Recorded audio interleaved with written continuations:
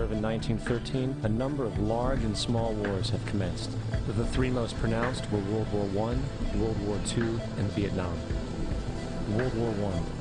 In 1914, European wars broke out centered around England and Germany.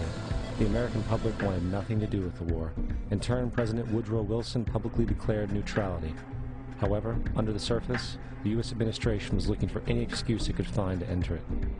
In a noted observation by Secretary of State William Jennings, the large banking interests were deeply interested in the World War because of the wide opportunities for large profits. It's important to understand that the most lucrative thing that can happen for the international bankers is war, for it forces the country to borrow even more money from the Federal Reserve Bank at interest. Woodrow Wilson's top advisor and mentor was Colonel Edward House, a man with intimate connections with the international bankers who wanted in the war. In a documented conversation between Colonel House, Wilson's advisor, and Sir Edward Grey, the Foreign Secretary of England, regarding how to get America into the war, Grey inquired, "What will Americans do if Germans sink an ocean liner with American passengers on board?" House responded, "I believe that a flame of indignation would sweep the United States, and that by itself would be sufficient to carry us into war."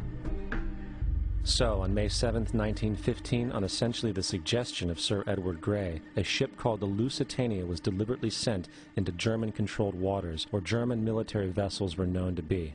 And, as expected, German U-boats torpedoed the ship, exploding stored ammunition, killing 1,200 people.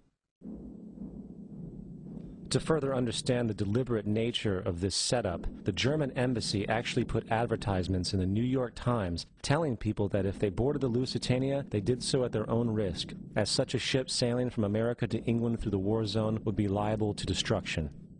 In turn, and as anticipated, the sinking of the Lusitania caused a wave of anger among the American population, and America entered the war a short time after. The First World War caused 323,000 American deaths. J.D. Rockefeller made $200 million off of it. Not to mention the war cost about $30 billion for America, most of which was borrowed from the Federal Reserve Bank at interest, furthering the profits of the international bankers. World War II. On December 7, 1941, Japan attacked the American fleet at Pearl Harbor, triggering our entry into that war. President Franklin D. Roosevelt declared the attack was a day that will live in infamy. A day of infamy indeed, but not because of the alleged surprise attack on Pearl Harbor. After 60 years of surfacing information, it is clear that not only was the attack on Pearl Harbor known weeks in advance, it was outright wanted and provoked. Roosevelt, whose family had been New York bankers since the 18th century, whose uncle Frederick was on the original Federal Reserve Board, was very sympathetic to the interests of the international bankers, and the interest was to enter the war, as we've seen, nothing is more profitable for international bankers than war.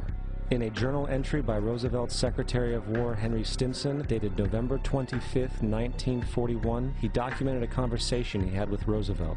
The question was, how should we maneuver them into firing the first shot? It was desirable to make sure the Japanese be the ones to do this, so that there should remain no doubt as to who were the aggressors. In the months leading up to the attack on Pearl Harbor, Roosevelt had done almost everything in his power to anger the Japanese, showing a posture of aggression. He halted all of Japan's imports of American petroleum. He froze all the Japanese assets in the United States. He made public loans to nationalist China and supplied military aid to the British, both enemies of Japan in the war, which, by the way, is completely in violation of international war rules. And on December 4th, 3 days before the attack, Australian intelligence told Roosevelt about a Japanese task force moving towards Pearl Harbor. Roosevelt ignored it. So, as hoped and allowed, on December 7, 1941, Japan attacked Pearl Harbor, killing 2,400 soldiers. Before Pearl Harbor, 83% of the American public wanted nothing to do with the war. After Pearl Harbor, 1 million men volunteered for the war. It is important to note, Nazi Germany's war effort was largely supported by two organizations, one of which was called IG Farben. IG Farben produced 84% of Germany's explosives, and even the Zyklon B used in the concentration camps to kill millions. One of the unspoken partners of IG Farben was J.D. Rockefeller's Standard Oil Company in America. In fact, the German Air Force could not operate without a special additive patented by Rockefeller's Standard Oil. The drastic bombing of London by Nazi Germany, for example, was made possible by a $20 million sale of fuel, to IG Farben by the Rockefeller Standard Oil Company. This is just one small point on the topic of how American business funded both sides of World War II. One other treasonous organization worth mentioning is the Union Banking Corporation of New York City. Not only did it finance numerous aspects of Hitler's rise to power, along with actual materials during the war, it was also a Nazi money laundering bank, which was eventually exposed for having millions of dollars of Nazi money in its vaults. The Union Banking Corporation of New York was eventually seized for violations of the Trading with the Enemy Act. Guess who the director and vice president of the Union Bank was? Prescott Bush, our current president's grandfather, and of course our former president's father. Keep that in mind when considering the moral and political dispositions of the Bush family. Vietnam. The United States' official declaration of war on North Vietnam in 1964 came after an alleged incident involving 2 U.S. destroyers being attacked by North Vietnamese PT boats in the Gulf of Tonkin. This was known as the Gulf of Tonkin incident. This single situation was the catalytic pretext for massive troop deployment and full-fledged warfare. One problem, however, the attack on the U.S. destroyers by Vietnamese PT boats never happened. It was a completely staged event to have an excuse to enter the war. Former Secretary of Defense Robert McNamara stated years later that the Gulf of Tonkin incident was a mistake, while many other insiders and officers have come forward, relaying that it was a contrived farce, a complete lie. Once in the war, it was business as usual. In October 1966, President Lyndon Johnson lifted trading restrictions on the Soviet bloc, knowing full well that the Soviets were providing upwards of 80% of North Vietnam's war supplies. Consequently, Rockefeller interests financed factories in the Soviet Union, which the Soviets used to manufacture military equipment and send it to North Vietnam. However, the funding of both sides of this conflict was only one side of the coin. In 1985, Vietnam's rules of engagement were declassified. This detailed what American troops were and were not allowed to do in the war. It included absurdities like North Vietnamese anti-aircraft missile systems could not be bombed until they were known to be fully operational. No enemy could be pursued once they crossed the border of Laos or Cambodia.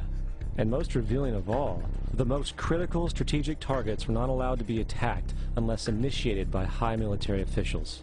Apart from these imposed ludicrous limitations, North Vietnam was informed of these restrictions and therefore could base entire strategies around the limitations of the American forces. This is why the war went on so long. And the bottom line is this: the Vietnam War was never meant to be won, just sustained. This war for profit resulted in 58,000 American deaths and 3 million dead Vietnamese. So, where are we now? September 11th was the jumpstart for what is now an accelerated agenda by the ruthless elite. It was a staged war pretext no different than the sinking of the Lusitania, the provoking of Pearl Harbor, and the Gulf of Tonkin lie. In fact, if 9/11 wasn't a planned war pretext, it would be an exception to the rule. It has been used to launch 2 unprovoked illegal wars, one against Iraq and one against Afghanistan. However, 9/11 was a pretext for another war as well, the war against you. The Patriot Act, Homeland Security, the Military Tribunals Act, and other legislations are all completely and entirely designed to destroy your civil liberties and limit your ability to fight back against what is coming.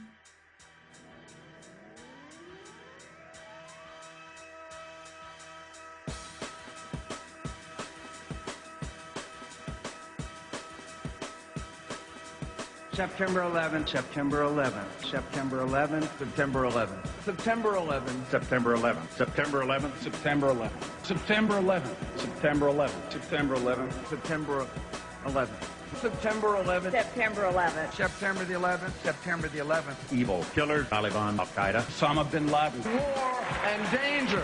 Weapons of mass destruction. Terror, terror. terror, Terrorism, terrorism, terrorism, terrorism, terrorism, terrorism, terrorism, terrorism, terrorism, terrorism, terrorism, terrorism, terrorism, terrorism, terrorism, global terrorism, global terrorism, world terrorism, global terrorism, global terrorism, global terrorism, global terrorism, the terrorists, terrorists, terrorists, terrorists, terrorists, terrorists, terrorists, terrorists, terrorists, terrorists, terrorists, terrorists.